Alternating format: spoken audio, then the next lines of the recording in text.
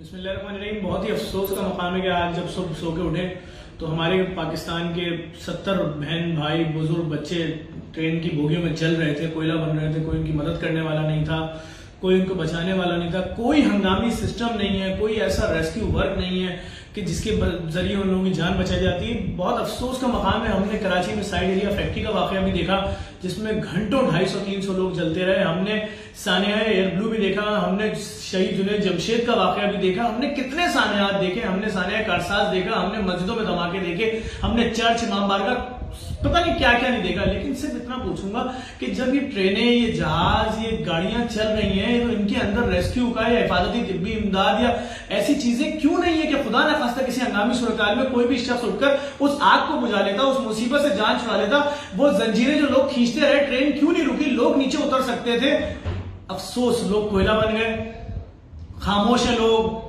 शेख रशीद बोल रहे हैं मुझसे आज बात नहीं करो, मैं इतवार वाले दिन बताऊंगा कौन अच्छा है और कौन बुरा है। जुल्म हो रहा है लोगों के साथ। सिर्फ एक अपील करूंगा हुकूमत वक्त से कि लोग कोयला बन गए, लोग मर गए। हम जानते हैं कि आज तक किसी वाकये की कोई रिपोर्ट आवाम के सामने नहीं आई, कुछ भी सामने नहीं आया। सिर्फ इतनी अपील है, जिनके प्यारे मर गए, खुदारा उनके प्यारों को उनकी लाशें जल्दी दे दी जाए। हमें पता है 1 महीने बाद भी आपने देना ऐसे ही है कि आपके अब्बा लंबे थे तो ये बॉडी आपकी, आपका भाई छोटा था तो ये बॉडी आपकी है।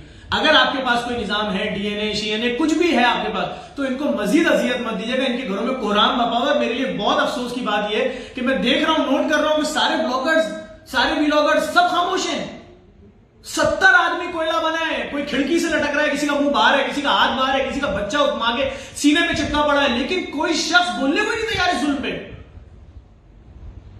मजीद जुल्म ना करें, हुक्मरानों से गुजारिश है, सिर्फ इनके प्यारों में इनकी मैयतें दें ताकि अपना शोक बढ़ाएं। खुदा के लिए ये इंक्वायरी होनी चाहिए, कौन जिम्मेदार था, क्यों नहीं रुकी ट्रेन, क्यों अंदर हिफाजती चीजें नहीं थी, इतनी बड़ी बड़ी बिल्डिंगें खड़ी हो रही है, किसी में हंगामी एग्जिट क्यों नहीं है।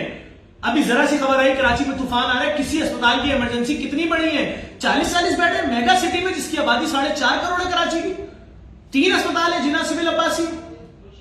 खुदा के वास्ते किसी मुसीबत से पहले काम करें, लोगों के मजीद मरने का इंतजार न करें। और जिनके साथ ये जुल्म हो गया, खुदा के वास्ते उनके प्यारों को उनकी लाशें टाइम पर दे दें, मजीद रुस्वा नहीं करिएगा। महीनों सालों रखने के बाद बोले ले जाओ उसमें जो तुम्हें समझ में आ रही हो अपना सो पड़ाओ। बहुत शुक्रिया।